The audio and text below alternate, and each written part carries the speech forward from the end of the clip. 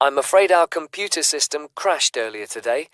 I'll have to take the details down on paper and then enter them later, when it's been fixed. Is that okay? Yes, of course. So, can I take your name, please? Yes, it's Alexandra Hornby. Sorry, could you spell the surname for me? H... Yes, then O-R-N-B-Y. Oh, fine.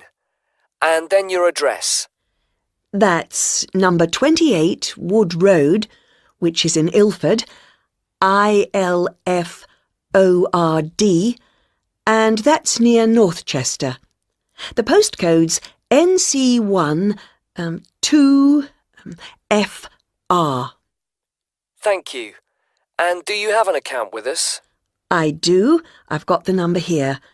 944567881. Is that long enough? 8 digits? Yes, it is. Good. Now, what would you like to order today? I want a coffee table. I think there's only the one type. I expect so. Perhaps you can tell me the price. I can use that to check later, just in case there's more than one. Yes, it's £39.99p. Fine. Sorry about all these extra questions. It's no problem at all. Now, that size of order value does mean you're entitled to a free gift. Did you want to take up that option on this occasion? Yes, I do. I've already got a calculator like the one on offer, but I do like the look of the handbag, so I'd like one of those, please. Certainly.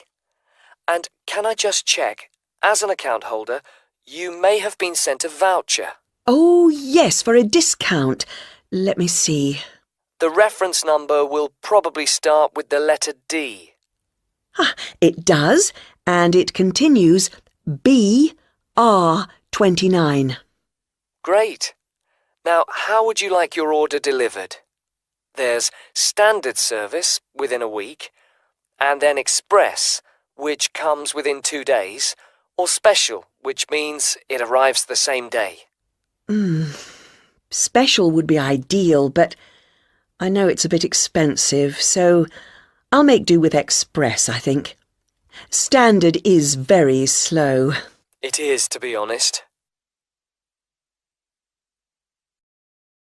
Before you hear the rest of the conversation, you will have some time to look at questions 9 and 10.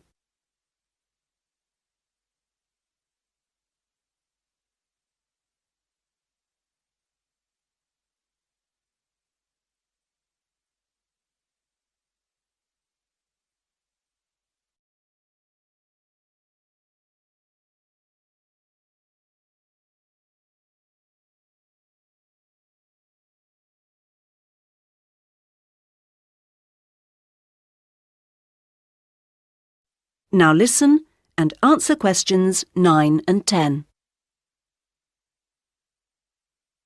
Well, that's your order completed. Could I just trouble you for another minute or so to ask you a couple of questions to help us improve our service as much as possible? Yes. Firstly, we do like to try and keep a record of how customers have heard of Cosmic Mail Order. How did you? Was it from our advertising campaign? Oh, I think I would have remembered any advertisements, on TV, for example. I only read newspapers occasionally, so that would have passed me by. A friend of mine had been using you for years and encouraged me to give it a go, so I looked on the internet to find you to see what was available on the site. That's great, thank you. The second thing is, we're thinking of introducing a number of promotional offers. Oh, yes, I got a little brochure about them with my last order. I've got the list here. So can I ask which ones appeal to you? Well, let's see. There's quite a few things here that don't really apply to me, actually. For example, my mobile phone bills are so low that I hardly notice them. Likewise, they shut down the local cinema. I do enjoy a meal out, though, so that discount could be of interest. And I like to get away at weekends when I can, and some of the places you want to visit are expensive, so it'd be lovely if they became cheaper. As for planes, well, I haven't been abroad for a while now, and in any case, I prefer the train where possible. Fine. Well, thank you very much for your time. Not at all. That is the end of part 1. You now have half a minute to check your answers.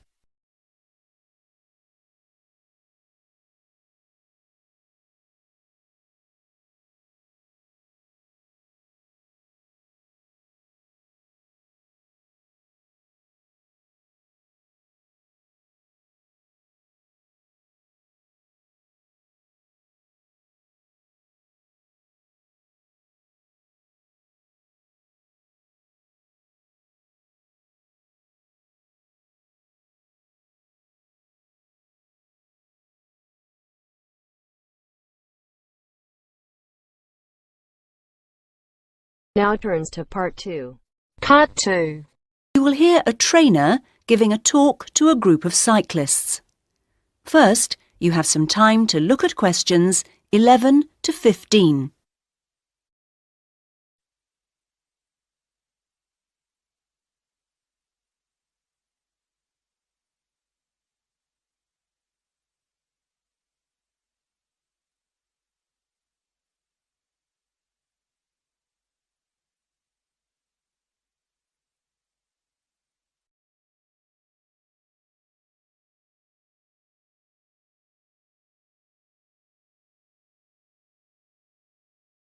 Now listen carefully to the first part of the talk and answer questions 11 to 15. Hello everybody. It's nice to see that so many of you made it, even on an evening as rainy as tonight. OK, now, whether you're new to cycling as a sport or are returning to it after some years' absence, I'll just go over a few basic points. Now, race preparation is a complex business and there are many factors to consider. The first area of concern is mechanical. Now, this involves the machine itself, that is, your bike, and also, no less importantly in fact, clothing. This will protect your body and aid your performance, providing you wear the right kit. The next area to concern yourselves with is the mental. This is you as a person. You can have the best bike in the world, but you won't get the most out of it if you don't have the right mindset. So, tactics are important to consider. Another factor which is essential to a good performance is determination. You need to feel this so that you can really push yourselves to your limits. To accompany this, you also need knowledge of your bike, yourself, physics, other riders, the course, and so on. Finally, strange though it may seem after all I've said so far, you need relaxation. If you can't switch off sometimes, you won't get to recharge your batteries. OK, and that takes us on to the physical side of race preparation. The first and perhaps most obvious aspect of this is training, and we'll come to some of the details of that in a minute. Another important aspect to pay attention to is diet, and you'll soon find that if you don't eat well, you won't see yourselves performing as well as you might. Then there's also the question of style, and you'll need to learn to develop the most effective ways for each of you to deliver your performance. And the details of this depend on which kind of event you're competing in. And finally, you need to take body care into account. You need to stay healthy in order to be able to give of your best. Right, those are the basic ingredients of race preparation. Before you hear the rest of the talk, you have some time to look at questions 16 to 20.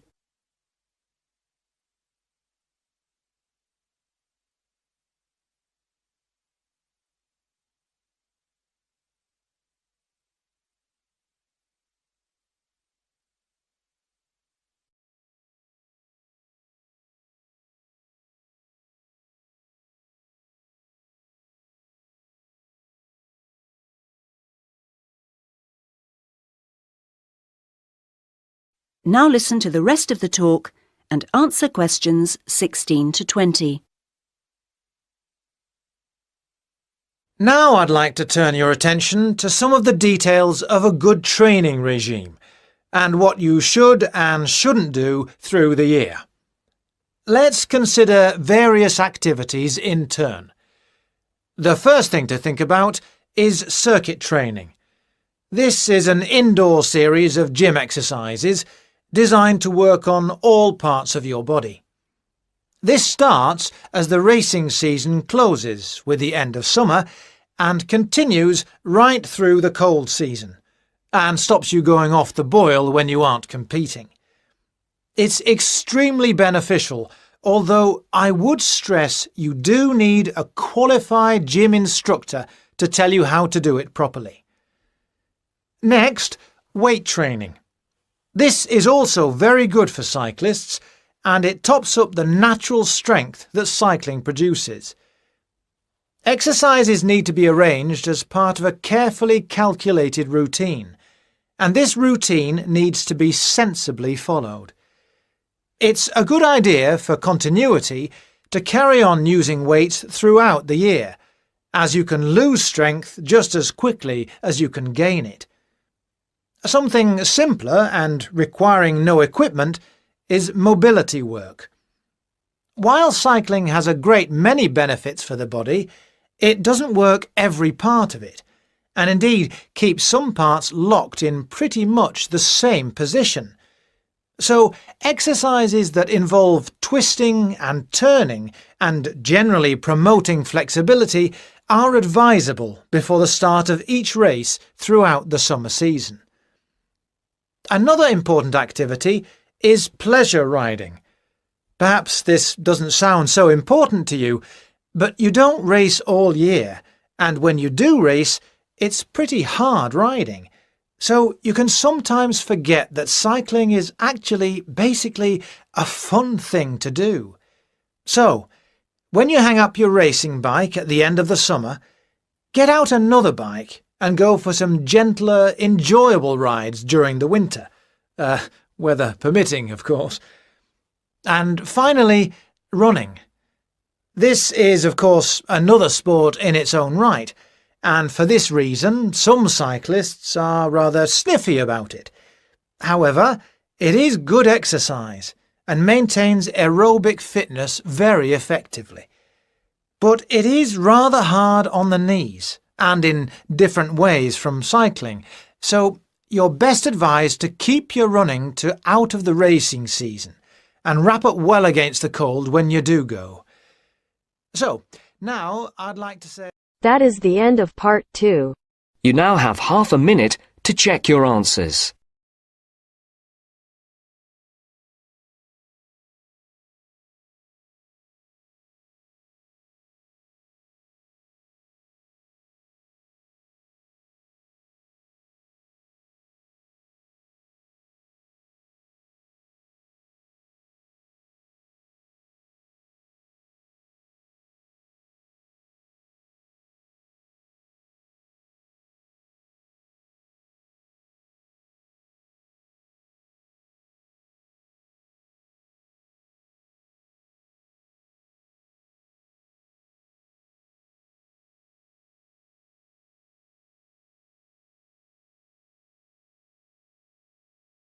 Now turns to part 3.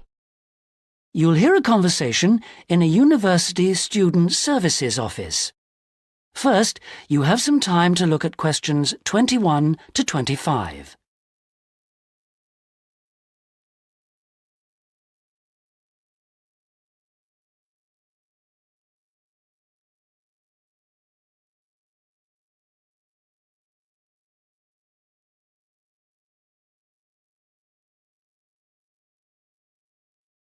Now listen carefully and answer questions 21 to 25.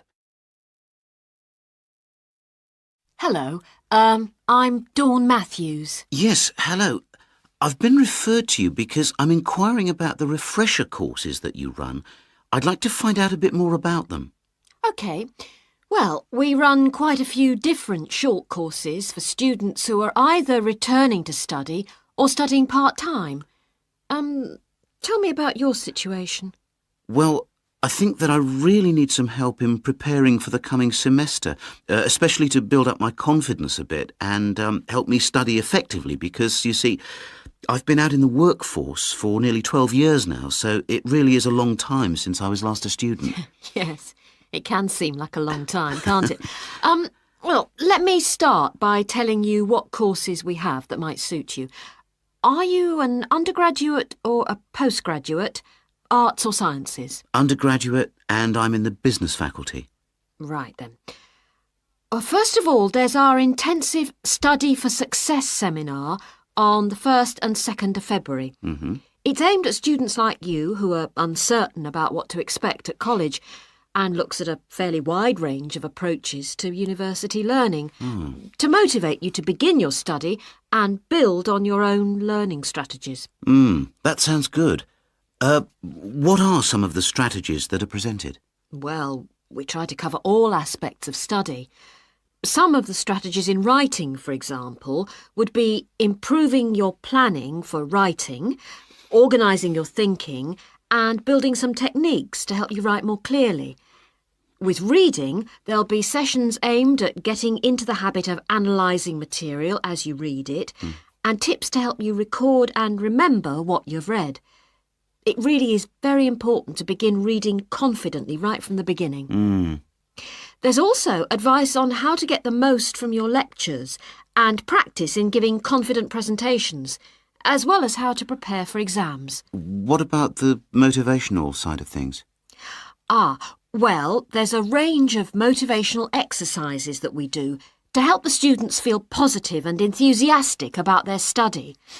The process of learning and exploring a subject can lead to a whole new way of looking at the world, and the study skills and techniques that you build up can be applied in all sorts of different ways. Before you hear the rest of the conversation, you have some time to look at questions 26 to 30.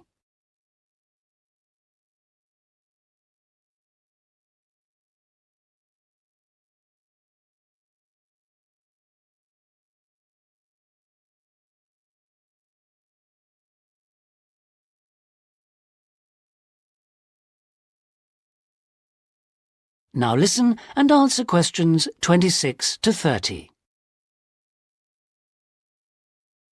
Actually, I'm very excited about the whole thing of taking up studying again, but, you know, I'm a little nervous about whether I'll manage to get everything done. I suppose it's the same for all mature students. Of course it is. Two of the key components of the course are time management and overcoming procrastination. People discover that once they learn to plan their days, all the work can be accomplished and there'll still be time for leisure. Is there an enrolment fee?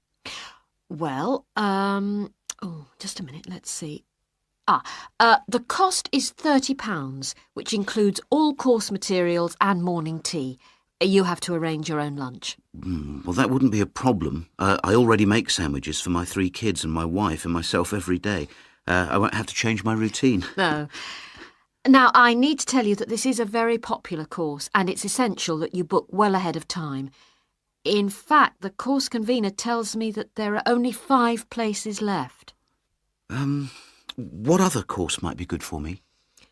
There is one other that you could benefit from. It's simply called Learning Skills for University Study and is on 3 consecutive mornings, starting on a Monday from 9 to 12, and costs £25. This is aimed at upgrading the study skills most school leavers have and help them cope with the increased demands of university study. It focuses mainly on making students more responsible for their own success. What sort of things are covered in this course? Well, basically, it's more advanced thinking, note-taking, reading and writing strategies, but also some input about stress management. I think I'd be better off starting from the basics and looking at all the strategies, don't you? Yes, from what you've told me, I think that's more in line with your situation. All right then. Can I book a place on the Study for Success seminar course now? Yes.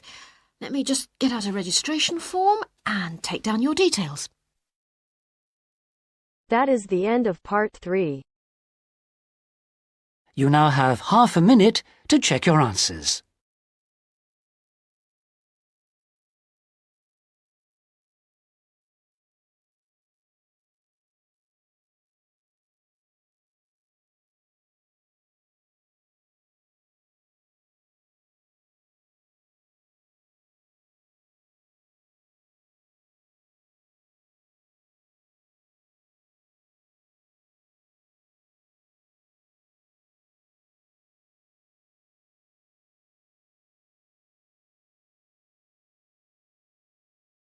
Now turns to part 4.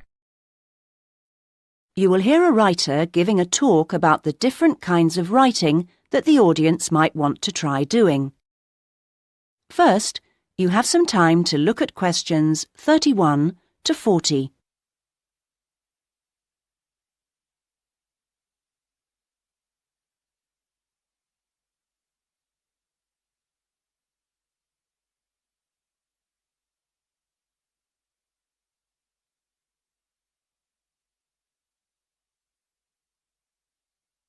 Now listen and answer questions 31 to 40.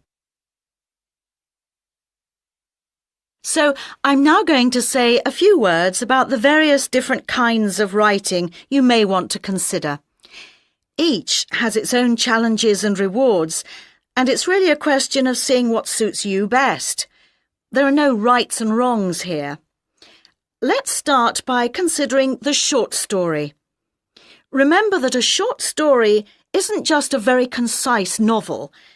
There are 3 basic styles: the story itself, the slice of life section, and the surprise type, and all of them are equally valid as treatments of the genre. When producing a short story, you don't have time for a slow build-up of interest, so you need to get in there straight away and begin with a crisis. Then there's non-fiction, which can sell very well, with biographies in particular frequently hitting the bestseller lists. It's important, however, to be sure your chosen topic is genuinely interesting to people, and you know enough about it to do it justice. So when you're submitting your idea to a publisher, it's worthwhile to give them details of specialist knowledge you have. What about articles? Now, this is a very wide area, of course, going from the very learned and obscure to the populist gossip type. Articles based on giving advice are a proven area, and to give them a sufficient focus, you should produce your article for a definite market. That will help to define your purpose. Turning to something different, there's the question of poetry. It's often hard to define what poetry is exactly. Maybe it's easier to say what it isn't. But it should be subtle, so the message of a poem oughtn't to be overly obvious. True poems let the ideas sit there for the reader to ponder. What they must do is sound good, like singing. So I recommend reading what you write aloud to yourself to check the melody. Well, then there's plays, which are basically novels, but told only through conversation. A playwright includes minimal instructions for actions, but not for every small action the actors will perform. Things such as moves towards sofa and so on are for the director to come up with. If you're thinking of trying your hand at a play, a good starting point would be to educate yourself a little in the art of acting, so that you know what the people who deliver your work can and can't do with it. What next? There's radio, of course. Radio uses an enormous range of material, and the BBC Writing for Radio Handbook contains information about all of this. To begin with, I suggest regional stations for sending your stuff to. The competition for national radio is extremely high. OK, another interesting area is children's literature. Now, very few, if any, children's books are published without pictures. But this doesn't mean that you, as writer, have to draw them. That's for the illustrator. What you do need to do is be clear who you want to write for. So fix on one age group and then aim your stories at that.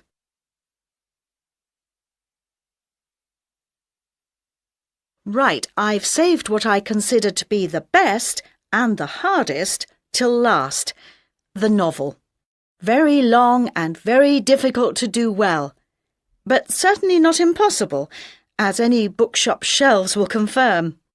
One of the first things to decide is from what point of view you will tell your story. A popular choice is the first person, and this technique certainly gives a sense of immediacy for the reader, while many new writers find it easier to project themselves into their main character if they can write in his or her name. But that assumes, of course, that the main character is somehow like the writer, which may or may not be the case. Meanwhile, if your book is all narrated by I, you can only put into your story things which are experienced by that character, which may prove to be rather restricting. Now, there are all sorts of pitfalls for the novelist, and many of them relate to the issue of providing a balanced narrative. Every time you introduce a character into the story, you have decisions to make. Of course, you want to populate your landscape with a variety of people to maintain interest, but don't feel you have to decorate every one of them in elaborate detail. The same goes for irony. All too often, an inexperienced writer will create a strong ironic situation and then spoil it by spelling out what they mean by it, as if readers were too stupid to understand. A few contrasting details should serve to make the point clear. A big challenge for new novelists is dialogue. What is the relationship between conversation as people really speak and as it is in novels? Well, it depends. If you recorded actual conversations and copied them straight into your narrative, readers would get confused and bored, all those unfinished sentences going nowhere. On the other hand, you don't want to write out page-long utterances by characters, as these will seem unrealistic to an extreme, but you can insert minor descriptions and actions to vary the pace and add interest. Well, I hope what I'm saying is encouraging and not too off-putting about the various difficulties. Are there any questions at this point? That is the end of part 4. You now have half a minute to check your answers.